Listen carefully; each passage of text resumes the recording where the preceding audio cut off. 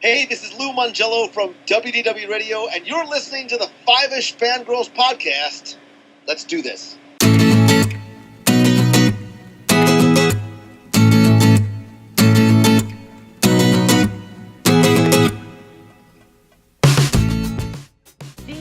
tangents this week continue all the way to episode 222 of the Five-ish Fangirls podcast. And if you're headed to either of the U.S. Disney parks later this year, you may need more than the Force to be with you. It's gonna be a little crowded. Welcome everyone to this week's episode of the Five-ish Fangirls podcast. So glad you join us. Let's start off like we do over. We're on the virtual table and see who joined us this week. This is Brittany in Bethlehem. This is Sally from Wisconsin. And this is Rachel in Indianapolis, Indiana. Hello, everyone. Hello. Oh, my. I got a case of the slap happies or something. I don't know. It's Monday. Like, I didn't party that hard over the weekend. Maybe that was just a bit, still a bit too hardy for this 36-year-old. Oh my! Or did you accidentally take somebody's drink and you weren't supposed to? No, I don't think so. No, it's even St. Patrick's Day, so I don't have like green beer to blame for it. Anyway, that's my problem, not anybody else's. I'm old. All right. Anywho. Oh my. News. Let's do the news. First up, some convention/event news. PopCon has announced what they are calling PopCon Geek Week. So kicking off May 31st, which is the week before PopCon, the weekend before PopCon,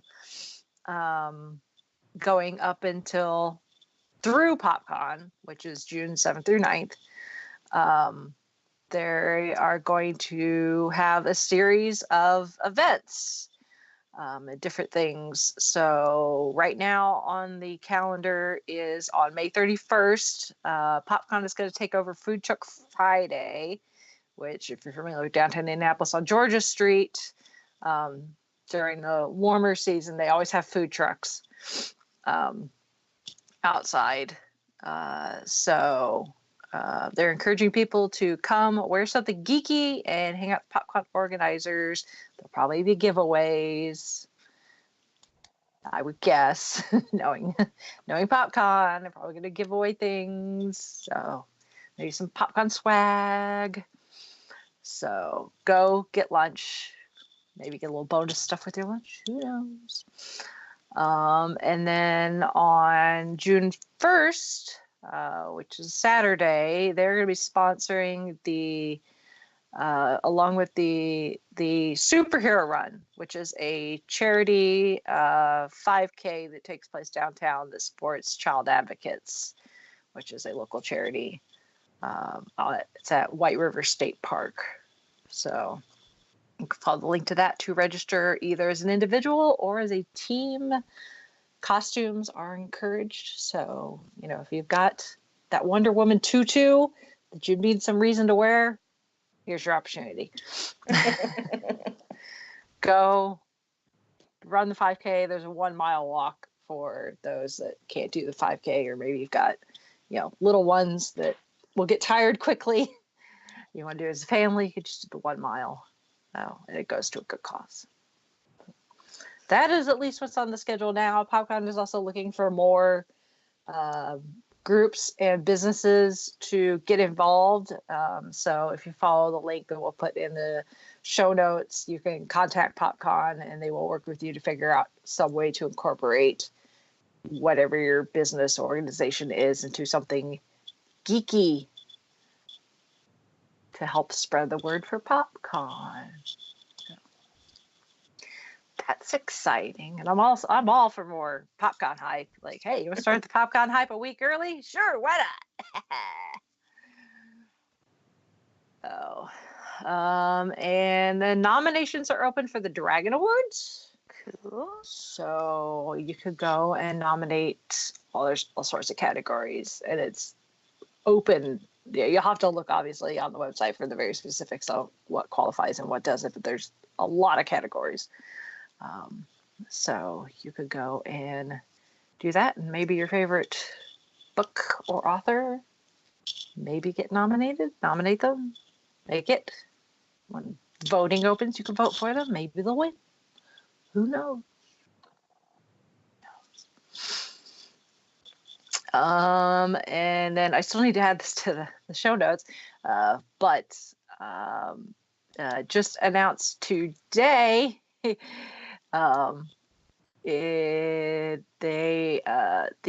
out in San Francisco, they made an announcement because they're building a new basketball arena for the Golden State Warriors. But it opens later this fall in September. And on top of being a basketball venue, like most major cities that have an NBA team, their basketball venue also doubles as a entertainment venue for concerts and that sort of thing. I've seen lots of concerts at Baker's Life here in Indy, so not a surprise. But they had a press conference today announcing, I guess they're going to be doing a week of announcements of artists who will be making appearances for their first year of operation. But today was the announcement of who is going to be the first artist to have a concert at the new Chase Arena, I think is what they're calling it. Chase Bank, the Chase Arena, I think is what they're calling it. So they made the announcement today that the very first entertainment event at the Chase Arena is going to be Metallica, which that itself is exciting, but it's going to be Metallica with the San Francisco Symphony. They're going to do S&M again. Cool. In celebration of the 20th anniversary of S&M. Chauncey. Yes. Tickets. He is already aware, and I am on duty apparently when tickets there. If you're a Fifth Club member, if you're a legacy Fifth Club member, so if you were a fan club member back when you had to pay and are still an active member, pre-sale for them is at like 9 a.m. Pacific time tomorrow. And then if you're just a regular Fifth member like I am, where you got in after it was free, I think they go on sale an hour after that. And then Chase card holders, there's a pre-sale, I think, later in the week. And then they go on sale to the general public, I think, Friday. Yeah, So it's one show, September 6th. Ooh, right before my birthday. Cool. Yes, but no, Chauncey's already like, we're going. Like, we will figure it out. We're going to San Francisco to go see Metallica do S&M. So, no time travel required. Somebody's going to be continually hitting the refresh button tomorrow. Yeah. So, like, by the time people hear this, the pre-sale already happened, but you can send retroactive good vibes. Good vibes, pixie dust. And get tickets. Brittany, if we hear loud screaming halfway across to where we both are, we know what's happened. Yep. So, but that's very exciting. Yes. It's very exciting. So Chauncey is like, "Oh my God, can we go?" I'm like, "Do you want to go?" He's like, "Yes." I'm like, okay. Well, we'll try to get tickets. Must you ask? Yeah, really.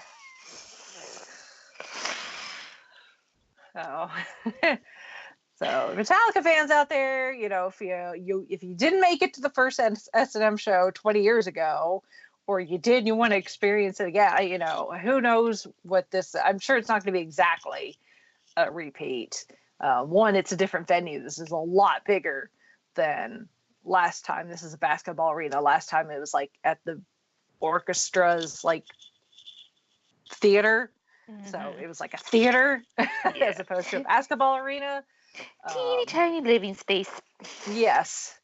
So there's going to be a lot more people. It's going to be a different setup. Obviously, they've had more music come out since then. So the set list is going to be different, but it's still going to be very, very cool. Oh, and they just finished up the U.S. leg of the Hardwired worldwide tour. They're going to do some European dates, I think, over the summer, and Australia, New Zealand, I think, and then that San Francisco show's like smack dab in the middle of it. But I'm sure you can stay tuned to there's different social media channels as they start working on the set list and rehearsals and stuff. So even if you don't get to go, it's going to be very, very cool. And I'm sure they'll probably release it on an album, and they'll probably film it. By the DVD. I I'm hope sure. they would film it. My goodness. Yeah.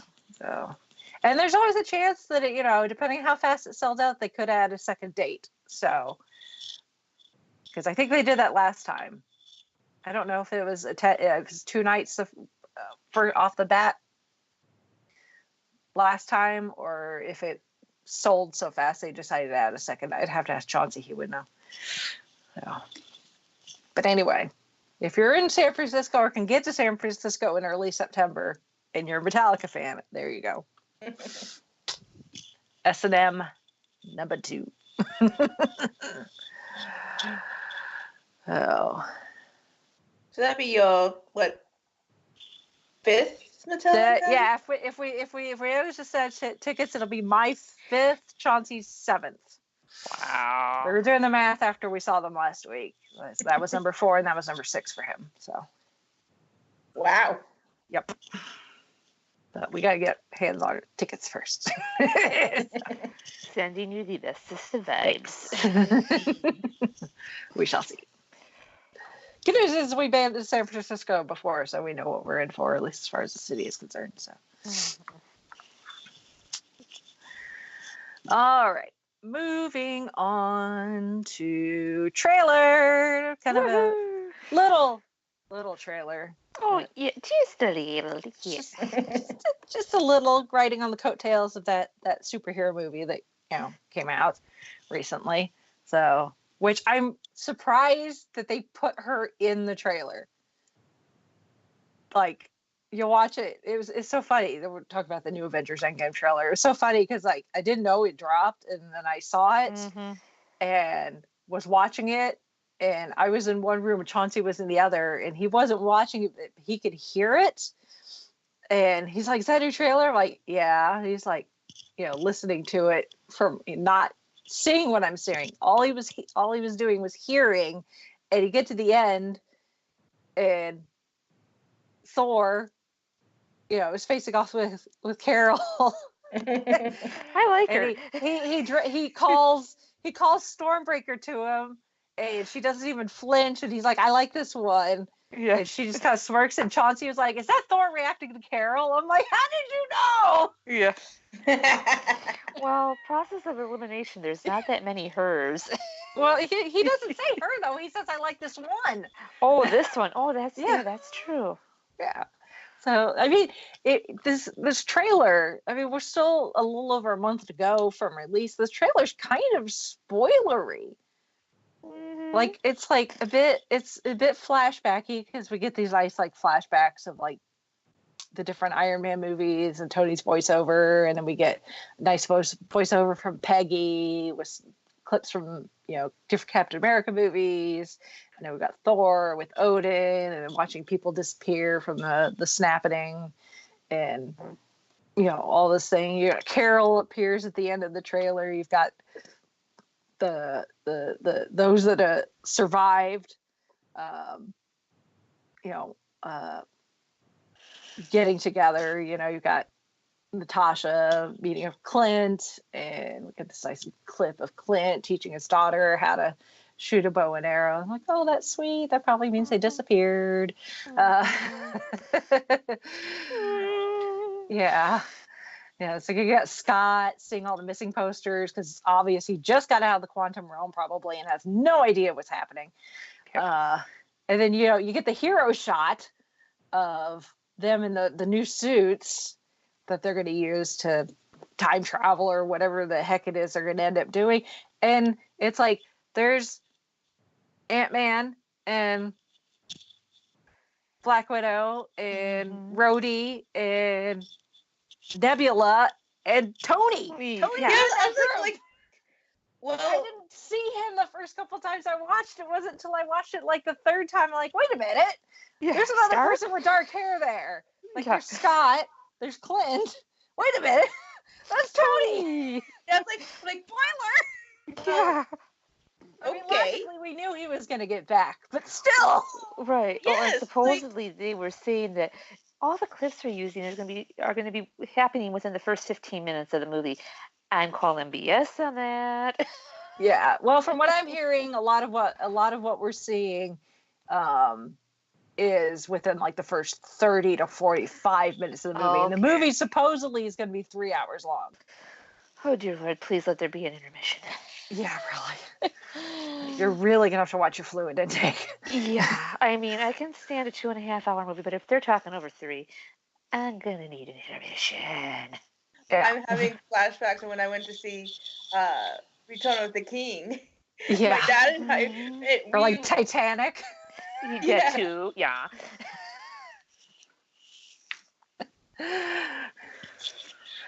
But we can do this. like, besides the spoilers, the trailer is like feels, knife, twist. Mhm. Yeah. Yes. Mommy. It's like, oh, look at you all teamed up and ready to go try and fix everything, and not all of you are coming back, are you? Yeah, like we were talking about the flashbacks, and when like we were watching them disappear, it was all grayed out except for the bright red. I'm like, that's not a good sign. Nope. It was pretty, but Yeah. Yeah. The whole trailer is just like, it's got this sense of like dread. And it's like, we're gonna try and fix this, but it ain't gonna be pretty. like I'm so excited for this movie. But like you said, I'm also dreading it so much. Yeah. Like I'm gonna be heartbroken no matter. Like I'm gonna Yeah. be happy because people are gonna be safe. I'm gonna be heartbroken because I know that not everyone is gonna make it. Like Yeah. I don't know exactly what's gonna happen, but Yeah. I know. Yeah. It's not gonna be pretty. It's gonna be ugly. So You're far too attached to the characters. yes.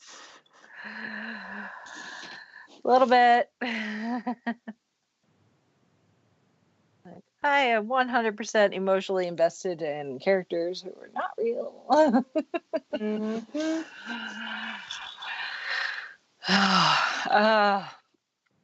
So there's that. That's probably the last trailer that we're probably going to get, would be my guess at this point, with slightly over a month to go.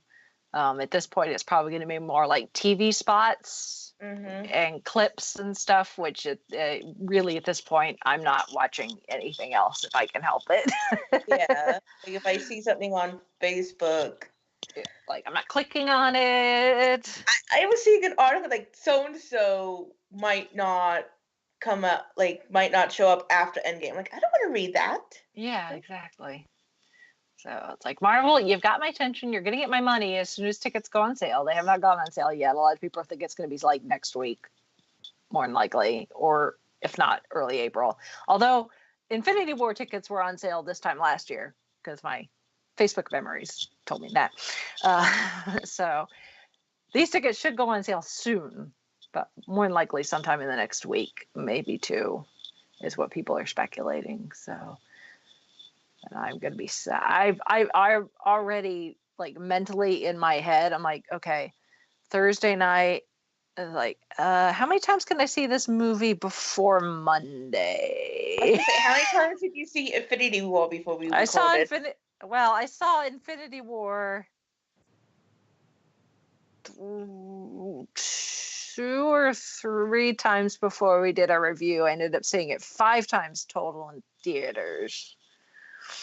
So, yeah, I'm already thinking I'm gonna see it probably at least once every day before we record. So, like, I'm just gonna see it Thursday, Friday, Saturday, and Sunday. I would totally do the same if I didn't work the weekends. Yeah. I am really debating about going to see Thursday night, knowing I'll Yeah. probably regret it Friday. But Oh. Decisions. Yeah. I'll worry about that when tickets go on sale. Yep. Like, I'm just going to block out the entire weekend. Nobody bother me. Nobody Mhm. call me unless you're wanting to go with me. Then we're good. Then we're good. So. Otherwise, you've got an appointment with a very elite group of people. Yes, exactly.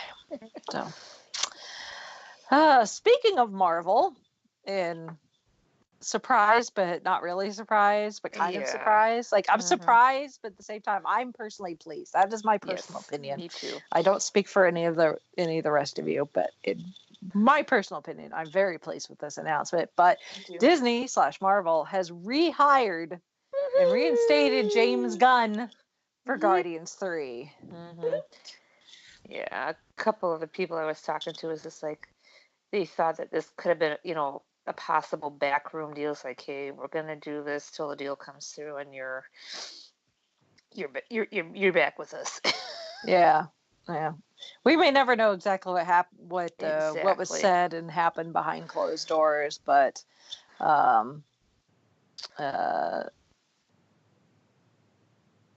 yeah. So Walt Disney 3 Studios chairman is not going to be has shelved for too much longer, hopefully. yeah, well, it may be a little bit because apparently along with this reinstatement, they did have to work around the fact that he had already signed on to do Suicide Squad 2. Yep. So, but they do have the script because they were going to use his script, regardless of whether he was going to direct it. But I think bowing to fan pressure and also the fact that the Guardians cast, like, some of them are ready to walk away. Oh, one in particular. Yeah. So it's like a combination of bowing to pressure, both internal and external, and the fact that really it was a stupid decision in the first place. Yes. In my humble personal opinion, it was a very dumb decision, and it never should have happened in the first place. Because Chauncey and I were talking about this when when we were out the other night, and he was asking about it because he wasn't entirely sure what was going on. And I told him, I said, compared to some of the other celebrities and people of note who have been called to the carpet in the last couple of years for saying stupid things, tweeting stupid things, saying certain things, stupid things on recordings and video and that sort of thing. James Gunn, from the very start, never tried to explain away, or act like he was the victim, or anything that some of these other celebrities have done. Right. He right off the bat was like, I did it. It was stupid. I'm ashamed, but I'm not that person anymore. Yep. And that was the end of it. And he still got fired. Yep. When other people have done stupider, if not, the same, if not stupider things, and didn't get the same treatment. So, or at least not right away. Yeah. But again, my personal opinion. I'm right there with you. Me too. Yeah. And it seems that a lot of the other people feel the same way too. So we got one comment on when we shared it on Facebook. Someone did say that I don't think anyone saw this coming, but with clarity hindsight, I feel like we should have. So yep. Oh, there's that. And then going over to that other theme park in Florida, after months of speculating on what the heck Universal was doing over at the Wizarding World of Harry Potter, over in Islands of Adventure, where it is Hogwarts and Hogsmeade, where they it was before it became Harry Potter. It was a Dueling Dragons roller coaster, and then it became like the Dragon Challenge, which was loosely themed after the Dragon Challenge from the Triwizard Tournament.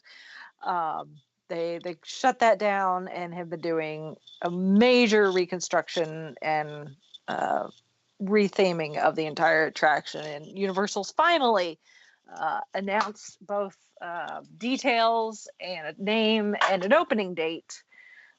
So this new roller coaster is going to be called Hagrid's Magical Motorbike Adventure, which is a bit of a mouthful.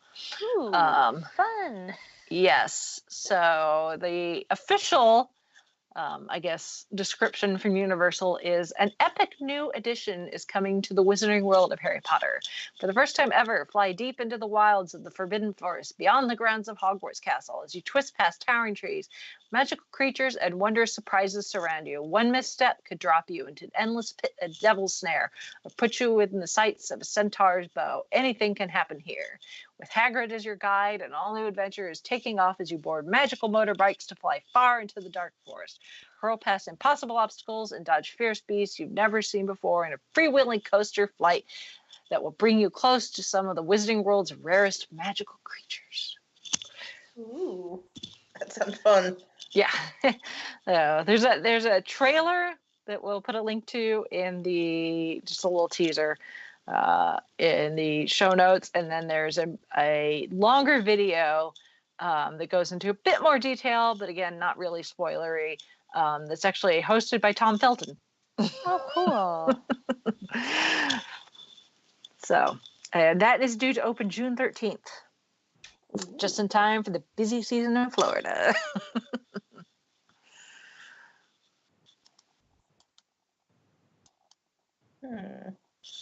So if you think you're going to get away from the busyness, well, we'll get to that. Timing wise, Universal is getting ahead of Disney as far as Florida is concerned. So, but we will get to that momentarily. But me and visit family in Florida. Yeah. Mm-hmm. So that is it for the news. Next up, we've got feedback. We've got feedback from Shalane. And it is pretty much all about Captain Marvel, so a little spoiler warning here, because she does get into some things that are spoiler related for Captain Marvel, so skip ahead like 5 minutes. You probably should be okay. So that being said, Shalane's feedback says, I love Captain Marvel because it takes place the same year I was born, 1995. God, she's young. Oh, Shalane, you're wonderful. She said, yes, Goose stole the show like Baby Groot. Yes, Goose did. She says the end credits kind of reminded her of Guardians Volume 2 because, like, the story just doesn't end. It keeps going, I think is what she was trying to apply, with Carol taking off with the Skrulls, which that in itself could have been a spot where they could have ended the movie, but instead it goes and we get the scene with Fury and Coulson, and Fury coming up with the idea of the Avengers Initiative. And then she asks, so Scarlet Witch got her powers from Loki's scepter that had the Mind Stone or the Reality Stone? It was the Mind Stone. Yes, and that's where Scarlet Witch got her powers. She says, so she got her power from an Infinity Stone. Her brother Quicksilver got his power from an Infinity Stone. Yes, they got their stone. They got their abilities from the same stone. They just happen to get different powers. So apparently, I don't know if it's random with what kind of powers you get if you get hit with power from an Infinity Stone, because it's like Carol's abilities are obviously very different than Scarlet Witch's, which are very different than Quicksilver's. Or maybe it's I don't know. I was gonna think of something scientific, but yeah, I had nothing. Who knows? I was gonna say genetics, but wouldn't twins have, if it was genetic, wouldn't the twins have something similar? But Well, maybe not necessarily. The thing is, at least at this point, we're not allowed to use the term mutants in this universe yet. That's true. Once we can start bringing in mutants and the science behind them, then we'd be able to play with that a bit more, but can't yet. So I wonder if when they finally be able to bring like the mutants or that, would we still call them like these Inhumans, or I don't know. Well, no, because Inhumans are different than mutants. That's true. So Right. people with powers, they're not all have the same label. So, but it will be interesting to see, how they decide to work that all in, because we already have the Inhumans, and then we have non-mutant mutants. We can't call them mutants, but they are essentially mutants, like Scarlet Witch, and then Captain Marvel, who's her own thing. So who knows? We'll find out down the line, I think. She says, I think Captain Marvel's former teammate worked for Thanos, because Ronan worked for Thanos, and then the other guy also worked for Ronan. And she's talking about, and I can't think of the character's name, the black guy, in the first Guardians movie, where he's like, he's like, I'm Peter Quill. And he's like, maybe you know me now, I know him. He's like, Star-Lord. And he's like, who? Mm-hmm. That guy. Mm-hmm. Yeah, yes, that is the same guy. They didn't really give him a lot to do in Captain Marvel, but yes, that is the same guy that ends up going to work for Ronan, and ergo working for Thanos, because Ronan is working with Thanos, because they wanted the Tesseract to, who knows what Ronan wants. If and when they bring Ronan back, we'll get a better idea of how his relationship, maybe his working relationship with Thanos, and how that particular Infinity Stone factors into it. I don't know. If he survived the snapping. Yeah. Well, Ronan's dead. Okay. Ronan dies in the first Guardians movie, but if we get Captain Marvel's sequel that takes place before Guardians 1, but really after Endgame, do we really need to invoke anything related to Thanos anymore? Probably not. So who knows? We don't really need to be beating that giant purple dead horse. No. For much longer, hopefully. So again, it's one of those things that maybe down the line they'll pick up that thread and do something with it. They may not. Who knows? She says, "No, go ahead."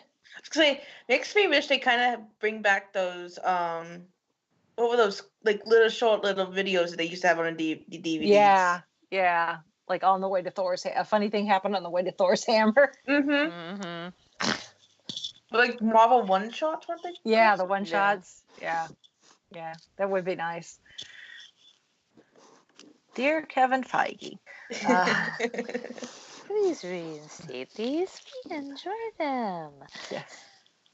Speaking of Coulson, funny thing happened on the way to Thor's hammer.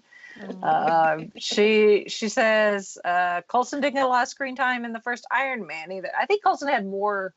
Well, maybe not in the first Iron Man. He didn't get a lot of screen time. He definitely got more screen time in Iron Man 2. Yes. Threatening to tase Tony and watch Super Nanny while he drools on the carpet. And Tony's trying to hustle him out. Indeed, with Pepper. It's like, oh, hey, come in, let's talk. Like, if you took all of Coulson's screen time just in the movies, it could maybe equal like an episode of Agents of S.H.I.E.L.D. Yeah.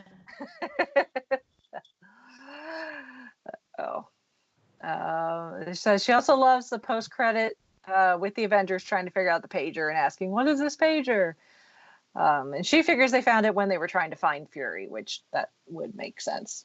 It's like all these people disappeared. Let's regroup, try to figure out where the rest of our team is. Where's Stark? Where's Scott? Where's Fury? Where's Hill? All of those people. So yeah, they may have went looking for Fury and found said pager on the street next to the pile of dust. Again, we will find out when we see Endgame, probably. Thank you, Shalane, for your Yes, feedback. thank you. So, all right. Sticking with things that Disney owns. Mhm. This week's topic, we are going to dive into Galaxy's Edge, which is the quote unquote Star Wars land that is opening. They're building both in California and in Florida. So, which Disney has made opening announcements. In California, Galaxy's Edge is going to open at the end of May 31st. And then in Florida is going to open at the end of August, on August 29th, which is actually earlier than what most everybody was speculating.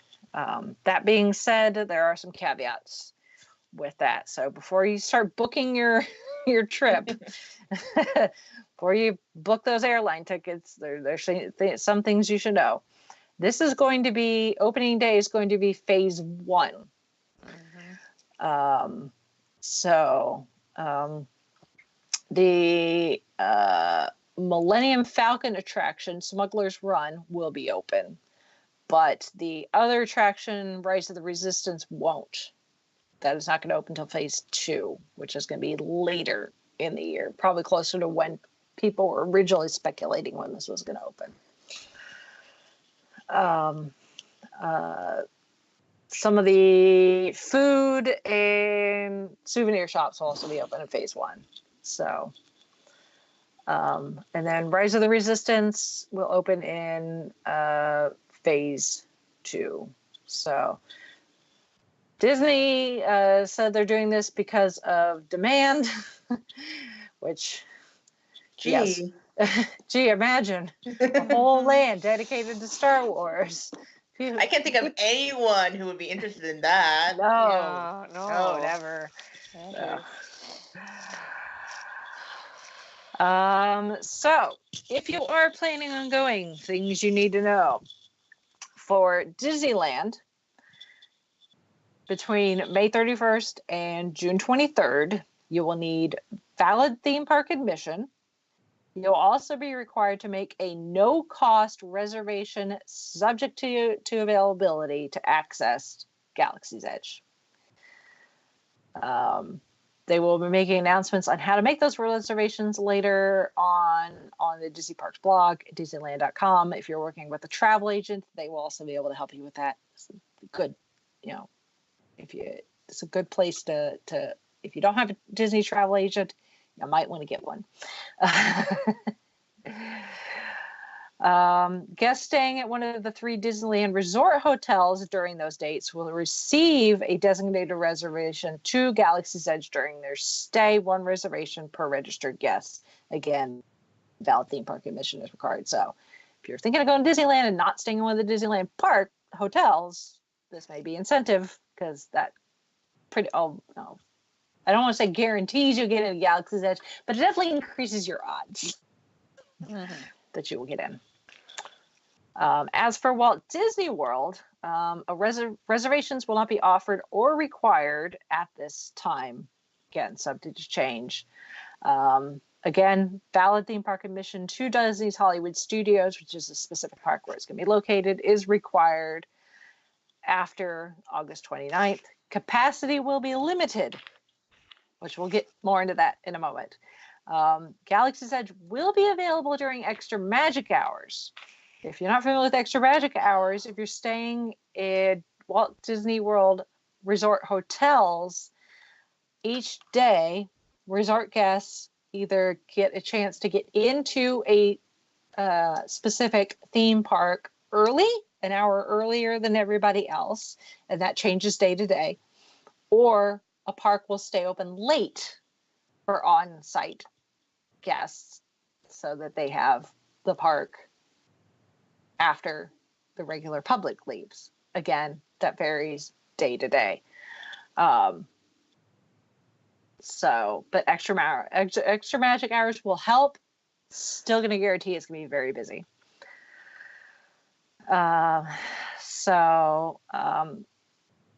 Again, stay tuned online. On the Disney Parks website, there's a special Star Wars page where they've got updates, videos, that sort of thing. So you can go check that out. So more specific park information. So some more details.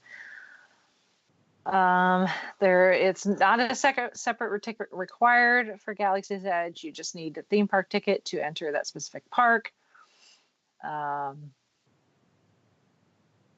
Let's see here. Galaxy's Edge will be open during normal park operating hours. It will not be included in the equivalent of extra magic hours or magic mornings at Disneyland, which theirs is different than Walt Disney World's.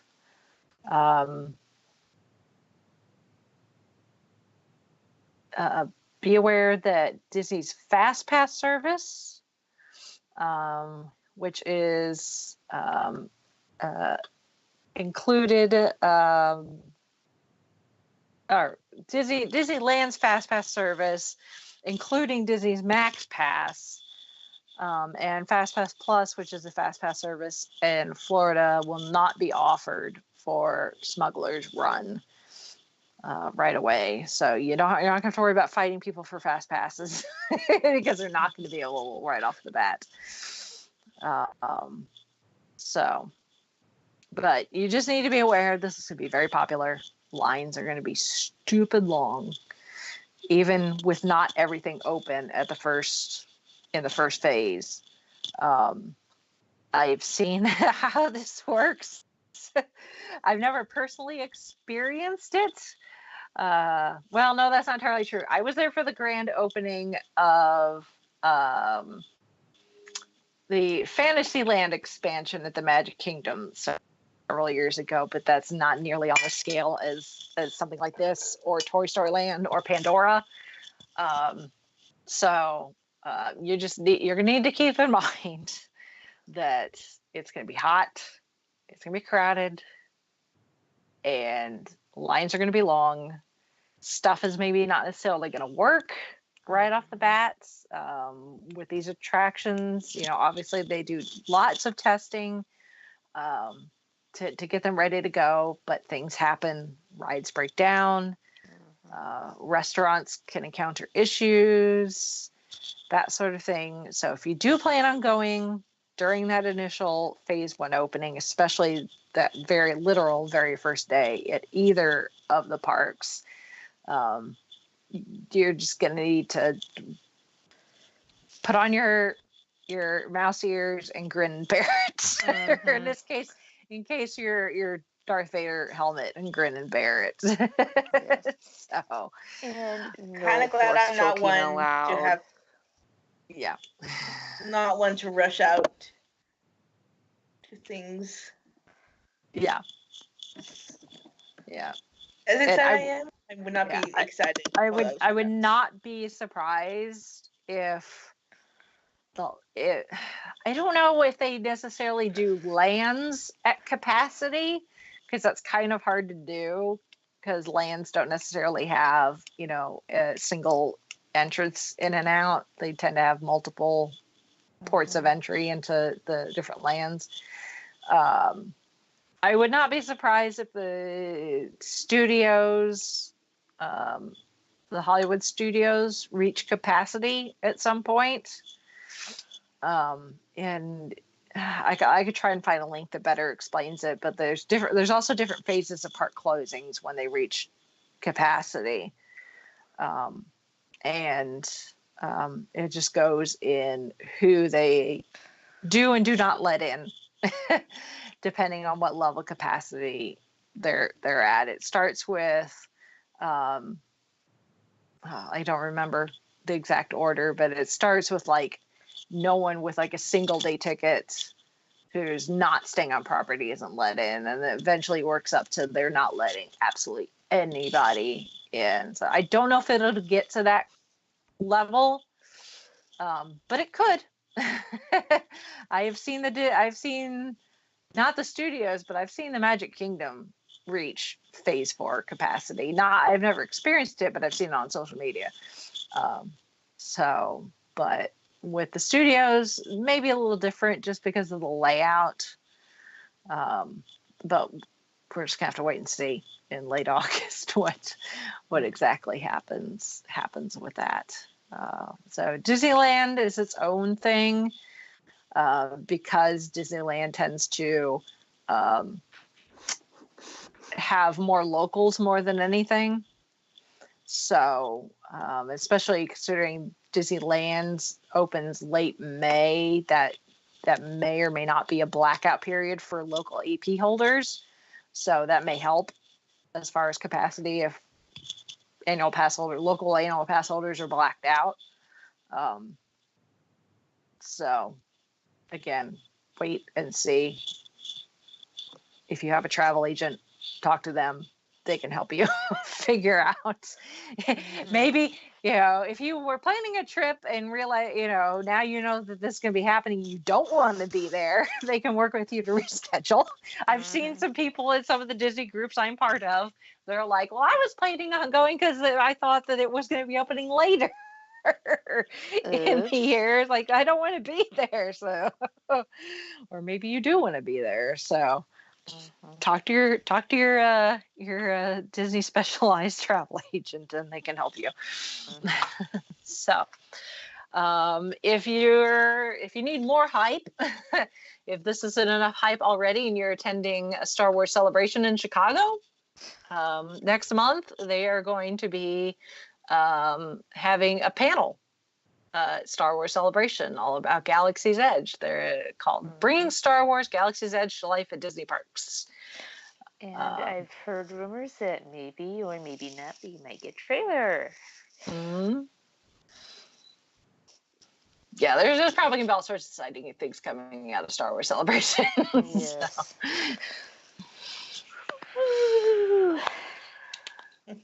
So there's the hype there. So now that all that technical stuff is out of the way, let's talk about what's going to be in the land itself. Let's get down to what you can see, experience, hear, eat, and yes, eat. Lou. I listened to that podcast, and he was kind of doing the breakdown, like, next time I want to be a +1 in his luggage. So whether you're going on opening day or you're going to wait for, like a year before you go, these are some of the things that you can look forward to experiencing when you decide to visit the outer rim of Galaxy's Edge.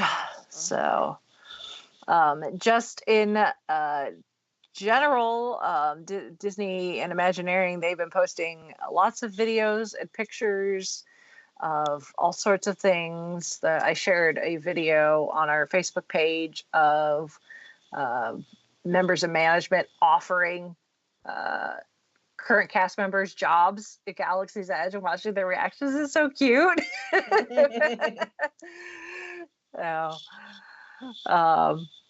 So there's been a lot of that. Imagineering has shared video of one of their new animatronics, which is the new A1000 class of audio animatronics. There's going to be a couple of them within Galaxy's Edge. The one that they've shown video of is the animatronic of Hondo, which if you've watched any of the animated, you know who Hondo is. And he's going to be part of Smuggler's Run, the Smuggler's Run attraction, and he looks really cool. Really, really cool. Just what they're able to do with animatronics these days is just mind-blowing. But there's going to be a couple A1000 animatronics, but we'll talk about those in a second. But I can almost hear him yelling, let's get to the food. So let's really talk about the most important part of what will be Galaxy's Edge, where and what you can eat. So starting really in no particular order, we're going to have Oga's Cantina. And I've got descriptions from a couple different places that I'll put links to in the show notes. So visitors come to this notorious local watering hole to unwind, conduct shady business, and maybe encounter a friend or a foe. Run by an intriguing alien proprietor, Oga Gara, the cantina adheres to a strict code of conduct that tries to keep its unruly patrons in check. But with a history of being a smuggler's safe haven and a popular stopping point for those seeking to avoid the authorities, you can bet that the cantina has a story or two to tell. Oga's Cantina is the kind of establishment that attracts some of the most interesting and disreputable characters in the galaxy. And you never know when a stormtrooper or a familiar face will show up. Patrons of the cantina come from across the galaxy to sample the famous concoctions created with exotic ingredients using otherworldly methods. Served in unique vessels with choices for kids and libations for adults, the cantina will make for a great stop. Musical entertainment will be provided courtesy of RX-24, the former Starspeeder 3000 pilot droid that we first met in the original incarnation of Star Tours. He has re-envisioned himself as the Cantina's DJ. As quirky and talkative as ever, he's still trying to do his best on the job. No word yet on whether RX-24 is still going to be voiced by Paul Rubens or not. I'm surprised Maz didn't get a bit of a nod. Yeah. Well, I'm imagining that RX-24 is probably going to be similar to if you go to the Magic Kingdom and you go to Tomorrowland and there's the Starlight Cafe, and they have in the main dining room there's an animatronic who comes out every now and then. It's called Sunny Eclipse, and he's got this giant space organ and he sings songs that all have to do with space and planets and that sort of thing. And he talks to the audience and has a shtick and that sort of thing. So I imagine that RX-24 is probably going to be similar to that. Would be my guess. So that should be quite entertaining. So let's talk about the food. First, let's talk drinks. So there's going to be a mix of alcoholic and non-alcoholic drinks because at the studios they do serve alcohol in that particular park. Disneyland, not so much. They do at Club 33.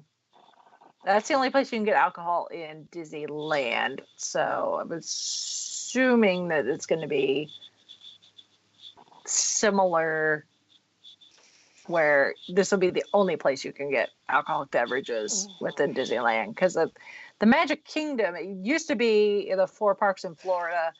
Magic Kingdom was the only one that you could not get alcohol at all. In the past few years, they have changed that. They now offer limited beer and wine at a couple of the sit-down restaurants. And you can only drink them in the restaurant. You can't take them out and walk around the park with them. That sort of thing. So, yeah.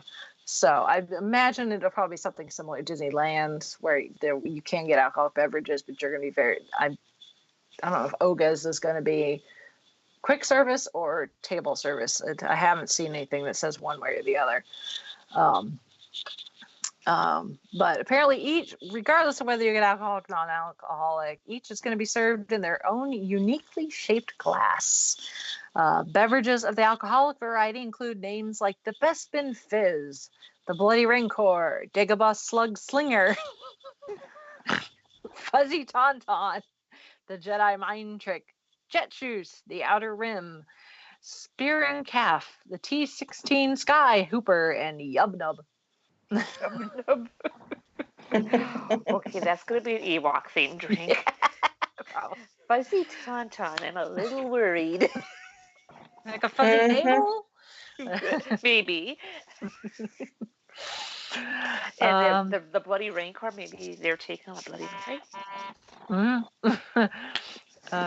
Non-alcoholic drinks include names such as Black Spire Brew, Blue Bantha, Carbon Freeze, Cliff Dweller, Hyper Drive Punch It, Java Juice, Mugen Tea, and Terrine Tea.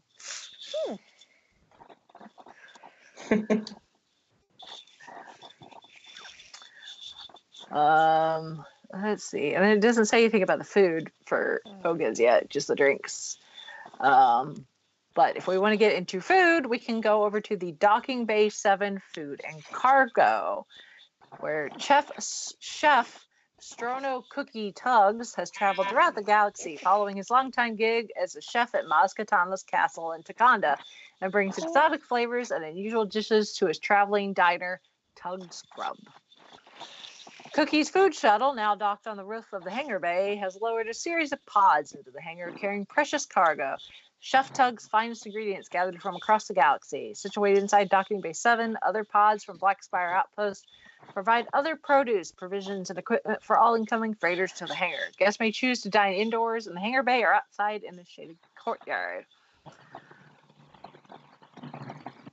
Let's see. There will be familiar flavors, but sometimes with an unexpected and surprising colors and textures. Unique presentation takes Docking Bay 7 food and cargo to the next galaxy. On the menu includes things like braised shack roast, which is pot roast, beef pot roast, fried Endorian tip yip. It's going to be a chicken dish with vegetable mash, Ithorian garden loaf, a plant-based meatloaf that comes served with roasted vegetable mash, seasonal vegetables, and mushroom sauce. There'll also be smoked cadu ribs, sticky pork ribs with a blueberry corn muffin and cabbage slaw, an oven-roasted bara fish, and yob shrimp noodle salad. There'll also be a kids menu and dessert options.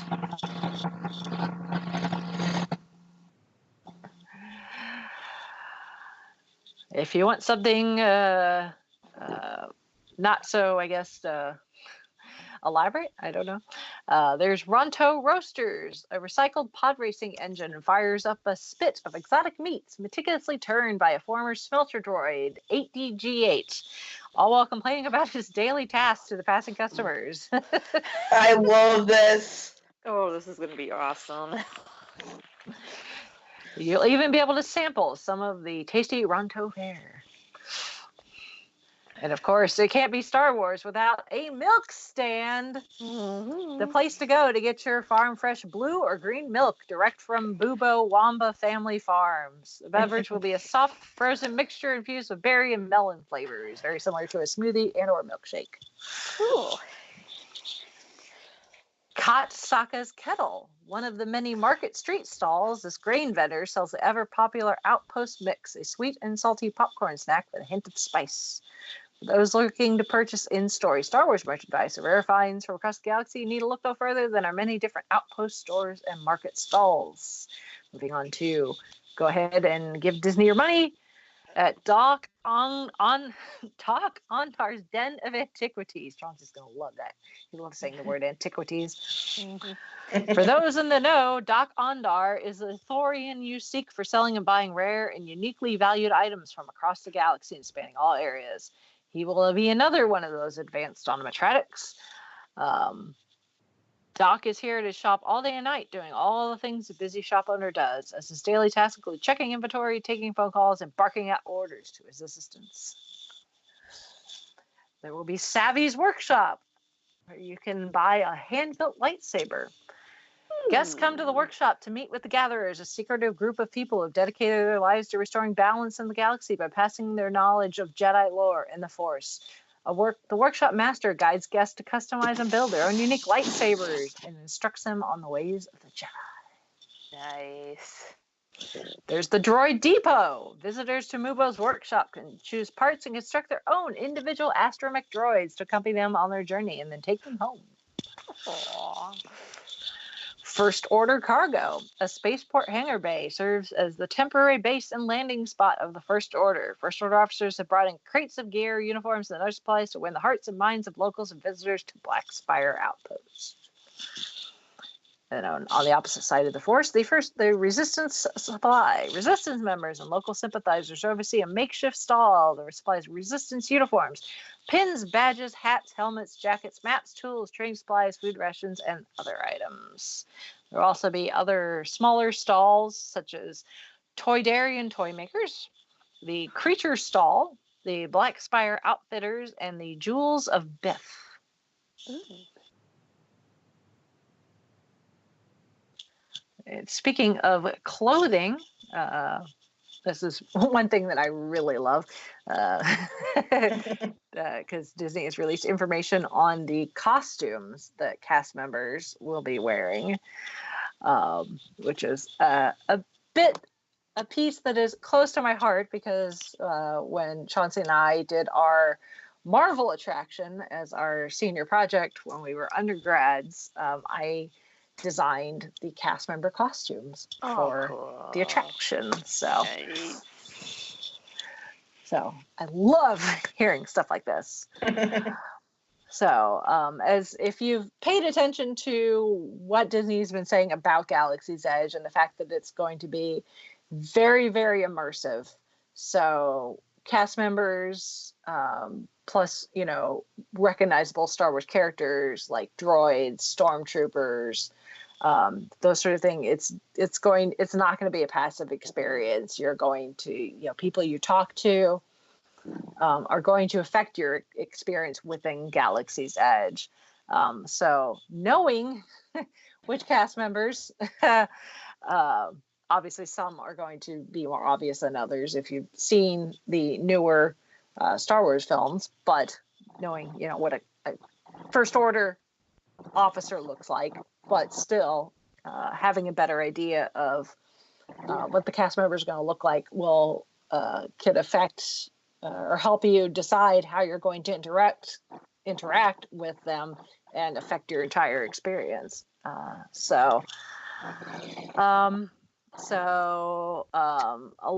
the cast members, there are going to be the First Order, obviously, members of the Resistance, and then the villagers of Batuu themselves. So there's going to have different styles and colors for pants and shirts, along with accessories like scarves, hats, and even necklaces. So cast members will be able to mix and match to create their own unique look that fits within the Star Wars story. The costume designer, Joe Kursaki, looked into all the Star Wars films as well as the animated series, identifying iconic looks and silhouettes to translate those into real-world costume pieces. They worked with innovative fabrics to make the costumes as unique and comfortable as possible. Things like mesh panels to make vests lighter. Nylon makes a stretchy pant more unique. Cotton creates a more breathable shirt. Comfort and durability obviously are priorities when creating cast costumes, because usually it's very warm in Florida, but it can get cold. It's also rain a lot. So they need to make sure that these costumes will work within the variety of weather patterns in Florida and also wear well over the course of time, because once this opens, this ain't going anywhere anytime soon. Yep. So we're going to have the Resistance, obviously. They're going to be military-inspired uniforms with a soft, well-used feel. Vests and jackets will feature patch details inspired by communicators worn in films. There's also a optional hat. The First Order. This costume is a powerful charcoal gray military-style uniform with structured shoulders taken directly from the looks we've seen on the screen. Stark contrast to the other costumes seen on the planet of Batuu. First Order costumes are pristine, polished, and orderly. General Hux would have it no other way. Of course he wouldn't. And then we have the Black Spire Outpost Villagers. This costume collection is comprised of multiple shirts, bottoms, and vests for mix and match options to suit preferences and personality. There's also the suite of accessories that we mentioned, including scarves, necklaces, and hats. So, but yeah, if you go to the Disney's website and look, I mean, there's all sorts of images and videos and things for Galaxy's Edge, and the fact that we now know when at least phase 1 is going to open, and with all these details that still are coming out, it just makes it way more real that this is a thing that's happening and is so close to being done. Like, I remember going to Disney World back in, let's see, we went not last year, 2017, and then the last time we'd went before that was in 2014, no, 13, I think. And at that point, it was just a excuse me, rumor more than anything. But then Disney started closing things like the backlot area at Disney's Hollywood Studios, where they did their kind of their backlot tour. And then they closed the Lights, Motors, Action stunt car show. And then the Osborne Lights got retired, which was the Christmas display, which was in the backlot every year, where it was just covered in millions of Christmas lights, and they danced along with the music. And very cool. So it was just one thing closing after another, and then Disney was finally like, yes, we're building Star Wars. And some people were upset, and other people were like, yay! And now we're, months away from it opening in Florida. Obviously, we're a little further away for Florida than we are California. I'm not nearly as emotionally tied to Disneyland as I am to Walt Disney World, and I'm not nearly as familiar with it. So I've seen video and pictures from California, and I'm like, I can get it, kind of visualize it, but I definitely can visualize it better for Florida than the last time we were there in 2017. Construction was well on its way. Not that you could really see much. Disney does a very good job about putting up walls and in just the right height and at just the right angle, so that no matter where you stand, you can't see diddly. Yeah. And something tells me no drones allowed. Yeah. Not unless it's Disney themselves, which they have released drone footage. Mm-hmm. And you could see like the shape of the Millennium Falcon, and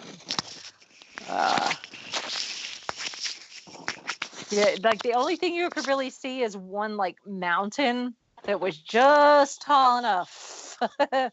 And they had put since we got a Christmas time, they put a Christmas tree at the top of it. Mm-hmm. The construction crew is having fun. But even with the construction walls, they always try to put like pictures and stuff, so you're not just looking at a wall. It'd be like coming soon. Have images relevant to whatever it is they're constructing. These pictures of the concept art for Galaxy's Edge, and I'm not nearly as big a Star Wars fan as I am Marvel, but I am very excited about this, especially after seeing what they did with Pandora and just how immersive and extensive the theming is. I mean, Disney always does an amazing job as far as theming. But Pandora is just on a whole other level. And it's not nearly as big as what Galaxy's Edge is going to be. And just to see what they were capable of doing with as the footprint of Pandora, with the sounds and the plants and the rocks and the creatures and the colors, and getting those two attractions to fit in, and the restaurants, and it looks like it's always been there. And after seeing Pandora, that just made me so more excited for Galaxy's Edge. It's like, if this is what they could do with this, Galaxy's Edge is just going to blow everybody's freaking mind. And especially because they have way more to work with. Oh, yes, they do. Mm-hmm. I mean, I know they're catering to the more current stuff, but I'm hoping later on, if they do expand more, that they'll do stuff for us, the older trilogy buffs. Yeah. And I I'm mean, sure I'm all for the new stuff, don't get me wrong, but it would be nice as well to have that. Yeah. And I'm sure there's probably going to be Easter eggs and all sorts of things. So it may not necessarily be obvious, but they always try to put nods to as much as possible, even if it's not right in your face. So and more than likely there's probably going to be Easter eggs that give nod to what was there before. I would not be surprised if they're, hidden, somewhere as a sign or a label on something that says Osborne on it as a nod to the Osborne lights, Would not put it past Disney to do something like that, but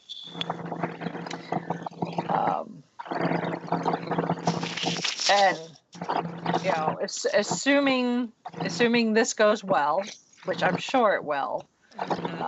Again, I don't expect it to be smooth sailing on opening day. But I know Disney's going to try their darndest to have it be as pleasant an experience as possible for those willing to bear the crowds. Yeah.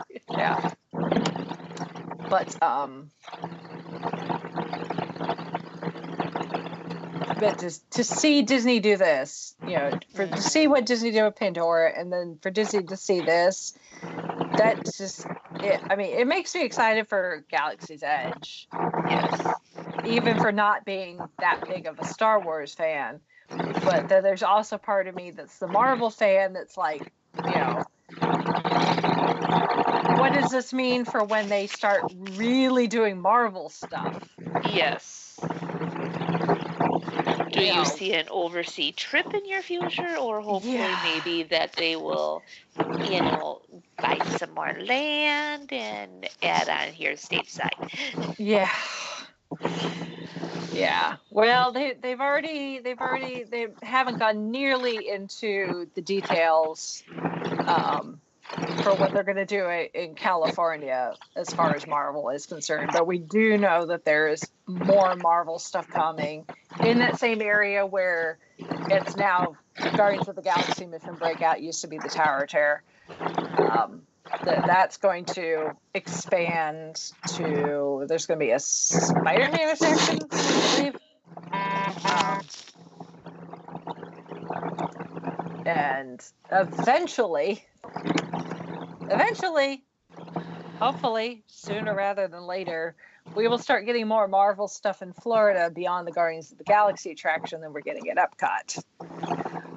So, because until Disney gets this whole Fox thing straightened out, and however that factors into the licensing agreement that Universal has with their Marvel section, we can only get certain characters in the parks in Florida because of that licensing agreement. So we can get that. We're getting that Guardians of the Galaxy attraction, which is great. I'm totally down for it. They've had the Guardians of the Galaxy as meetable characters. Last time Chauncey and I were there, we met Star-Lord and Baby Groot. It was Baby Groot at the time. So cute. And they've also had like a dance party type thing with Star-Lord and Gamora. And I think they've got a full-size Groot as well. They had Doctor Strange as a meetable character at one point when the movie first came out. His movie first came out. But it's very, very limited on what Disney can do with the Marvel properties in Florida. So Star Wars it is. Yeah. Which, And you think too, they're also waiting to see how the Star Wars plays out before going further into Marvel, or not really? I don't know. I don't think so. Because I think, even though Disney bought them very close in the similar time, it almost seems like they bought one right after the other. Mm-hmm. It seems that way. I don't think it actually was that way. It just seems that way with my shoddy memory. I think Disney went with Star Wars first. One, because it's something they could do at both coasts. Okay. It's something they could do in Florida, and they wouldn't have to worry about dealing with Universal. And two, because they already had Star Wars in Florida With the and Star in California, Tours. because they have Star Tours. Granted, the Star Tours in Florida is way more elaborate than the Star Tours in California. I can remember going back on Star Tours numerous times when we went down there, and my parents were like, Yeah. "Are you sure?" It's like, "I'll go. You guys wait." It's like, no, Yeah. one of us has to accompany you. Yeah. I was a fourth grader at the time. Yeah, because the Star Tours in California is in Tomorrowland. So it fits more into the Tomorrowland, Land of the Future type thing, as opposed to at the studios in Florida, where it's because the studios used to be a working studio. It just kind of fit in as it's a set. Like each of these attractions could almost be considered like their own little movie set. So having a full-size AT-AT walker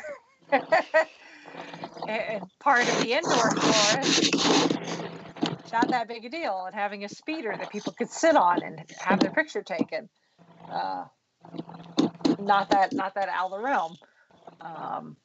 So Galaxy's Edge is really, it's just going to feed into that, going back behind that. So the fact that they already had Star Wars IP in the parks helped as far as wanting to add something with, they spent these billions of dollars on both of these big lumps of properties, both Marvel and Lucas. Like, might as well use it, add it to the parks. We can't do much with Marvel. We already got Star Wars, so let's do Star Wars. Even though, both franchises are making a buttload of money, but I think just in general, I think the MCU is doing slightly better than the Star Wars movies. I'd have to look at the numbers, but that would be my guess. Of course, they're also cranking out a lot more Marvel movies, so it's a lot easier to rack up a lot more box office dollars when you're releasing 3 movies a year as opposed to 1. Mm-hmm. But and then Star Wars also has, as far as the movie, as the universe, a more, I don't want to say expanded universe, because the Marvel comics have been around longer than the Star Wars movies, but it's just that it seems like the Star Wars,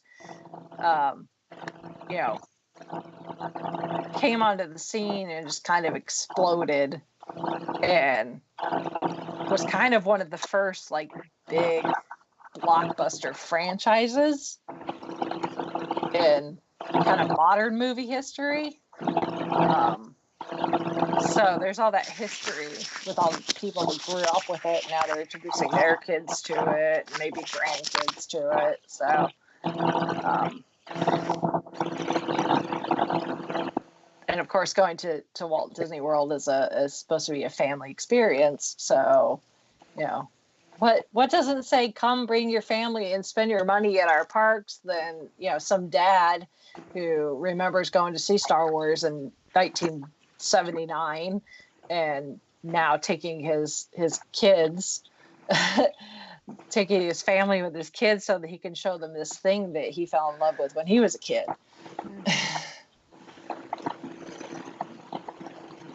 So he could show them the movies and the action figures and stuff before they go, and then they get to experience it. It's not like, hey, let me show you these comic books that they may not be nearly as excited about.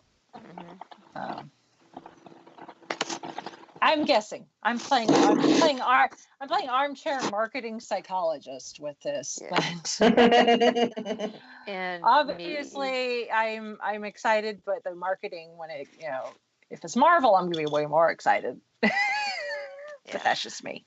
And I don't know, for those of you who are planning, you might want to download the Star Wars Topps Trader Card app. Yeah.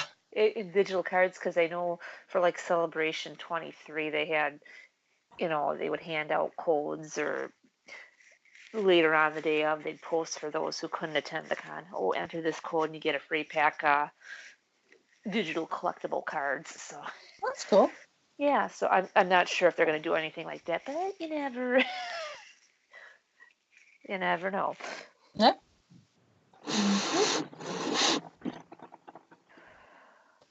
So between now and when episode 9 is released, the Star Wars hype train is picking up speed. Yep, between Celebration and this, and the movie, we'll start getting marketing for episode 9. And then the whole thing with Black Spire, because that's going to be big. I know they're doing a comic book run. Yep. A novel run. If memory serves, is that going to be an online game? I don't know. Okay. Fuzzy memory. Been a long couple of weeks. Yeah. Yeah. Well, and I started digging in, looking at like press releases and stuff to get the information for the episode, and I was like, man, I've not been paying attention. Where have I been doing? My attention has been elsewhere. Mm-hmm. Oh yeah, other little tentpole fandom. Yeah. Other fandoms have had my attention. Mm-hmm. And that's how you win an Oscars game, folks. Yep. Yes, indeed. At least that's the excuse I'm using. Mm-hmm. So, but yeah, it's exciting. I'm excited to go eventually. Same. Not anytime soon, but eventually. Mm-hmm. We'll give it a year, maybe 2. That's what I did with Wizarding World of Harry Potter when it first opened. Just the one section in Islands of Adventure, like it opened. I waited like almost a year and a half before I stepped foot in the first time, and they did the same thing again with like Diagon Alley and everything. It's like give it like a year and a half. Yep. At least that way all the kinks are added out. Yeah. Yeah. Ooh, bless you. Yeah. Most of the kinks can be ironed out, and just the hype.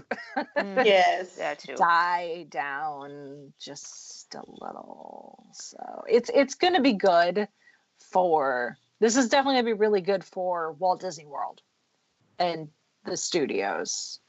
So Disneyland, I don't think is necessarily hurting for people to come to it.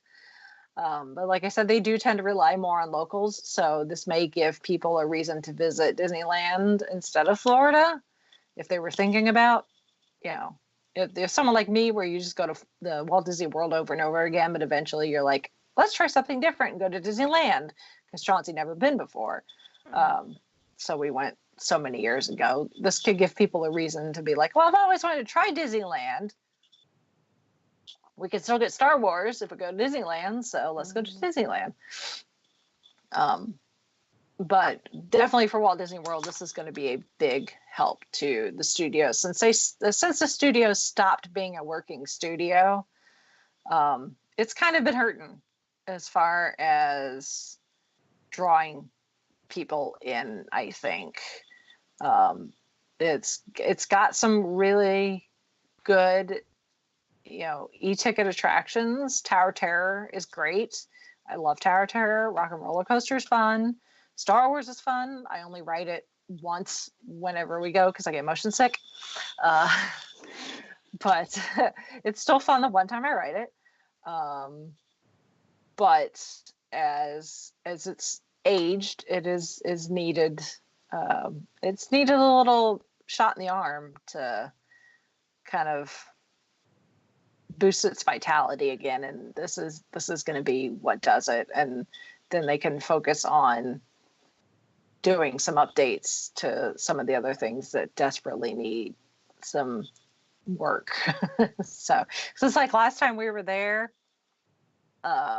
Toy Story Land was still under construction. Obviously, Galaxy's Edge was still under construction. So there was you had Star Tours, you had Tower of Terror, you had Rock and Roller Coaster, and then I have a Toy Story Mania. Yeah, it was still an e-ticket attraction. So you had 4 headline attractions, and that was it for a park that large. And then you had Muppet Vision, which is not an e-ticket attraction. It's still fun, but it's not an e-ticket attraction. And then they have shows and the walk around characters, and they got some decent restaurants. But this is definitely a shot of espresso. the studios needs. So that'll start drawing some people in.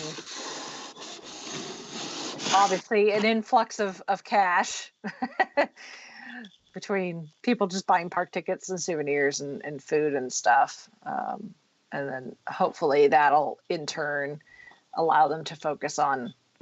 I don't think Tower Terror is going to change. I don't think they're going to do it like what they did out in California. Rock and Roller Coaster could use some updating. Doesn't necessarily need to be Aerosmith anymore.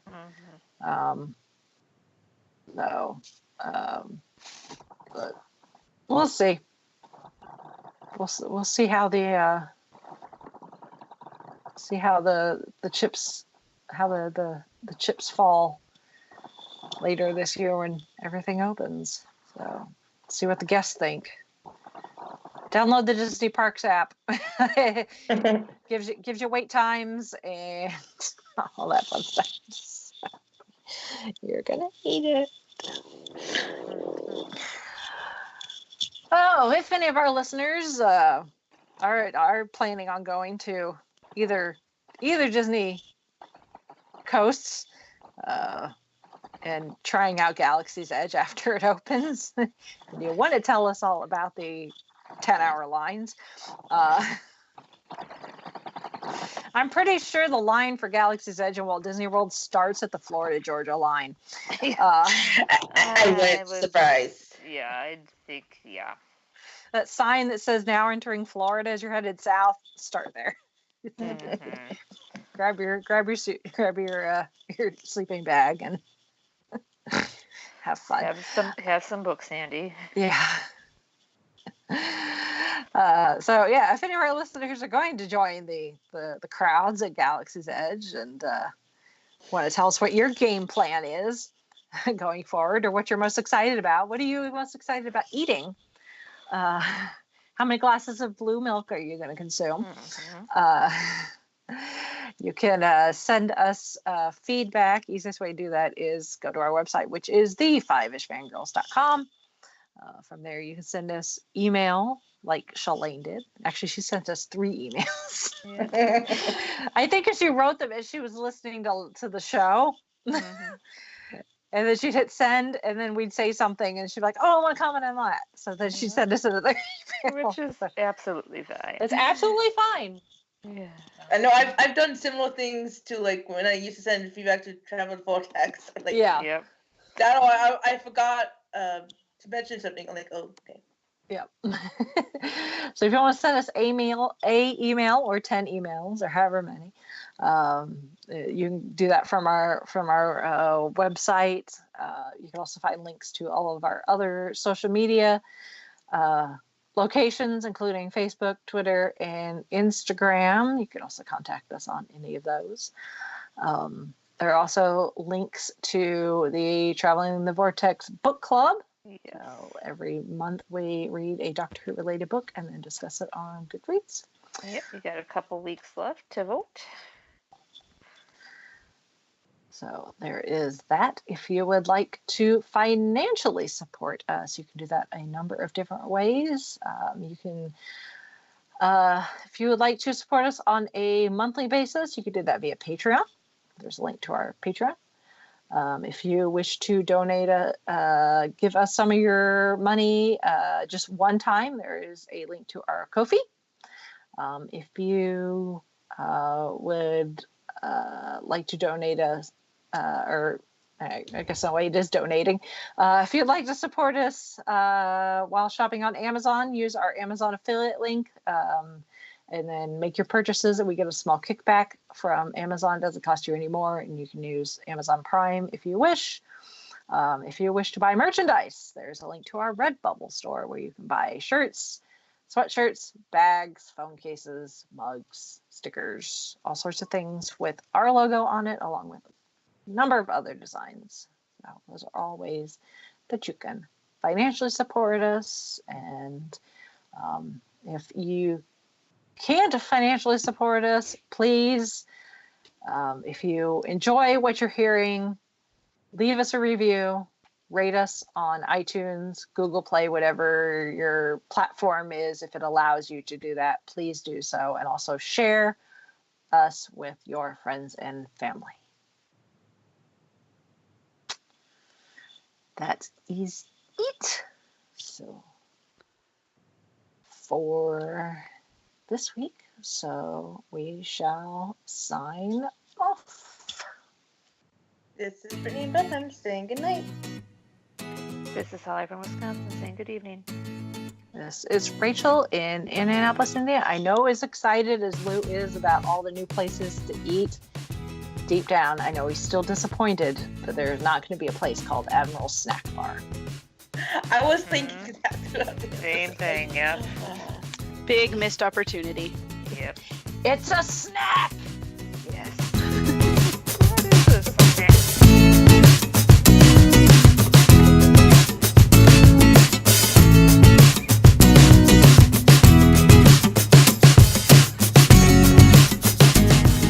You have been listening to the Five-ish Fangirls podcast. You can find more episodes and information at thefivishfangirls.com. Any and all books, movies, games, and any other forms of media mentioned are owned and operated by the respective copyright holders. No copyright infringement is intended or implied. If you wish to support the show, the easiest way is to leave us a rating and review on iTunes. More ratings and reviews will make it easier for others to find the show. If you wish to support us monetarily, you can do so at patreon.com/5ishfangirlspodcast. All money goes towards fees and equipment to keep the show going. For official Five-ish Fangirls merchandise, visit redbubble.com/people/5ishfangirls. We love hearing from our listeners and encourage feedback. You can email us at fiveishfangirls@gmail.com. You can also like and follow us on Facebook at facebook.com/5ishfangirls. Thank you so much for listening, and may the squee be with you.